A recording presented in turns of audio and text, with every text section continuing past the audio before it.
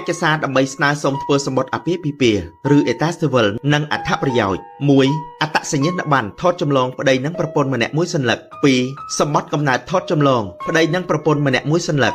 3. សៀវភៅស្នាក់នៅថតចម្លងមួយសន្លឹក 4. រូបថត 4x6 ប្តីនិងប្រពន្ធម្នាក់5សន្លឹក សារៈប្រយោជន៍អំពីសម្បត្តិអាពាហ៍ពិពាហ៍ឬអេតាស៊ីវិល 1. ដើម្បីចុះបញ្ជីអត្រានុកូលដ្ឋានកំណើតរបស់កូន 2. ដើម្បីធ្វើសៀវភៅស្នាក់នៅឬសៀវភៅគ្រួសារ 3. ការពារទ្រព្យសម្បត្តិរួមរបស់ប្តីប្រពន្ធ 4. ការពារផ្នែកច្បាប់ប្រសិនមានជនទី 3 5. កូនទទួលបានអាហារកិច្ចពេលឪពុកម្ដាយលែងលះ 6. សម្រាប់ស្នើសុំបានកម្មសិទ្ធិនានា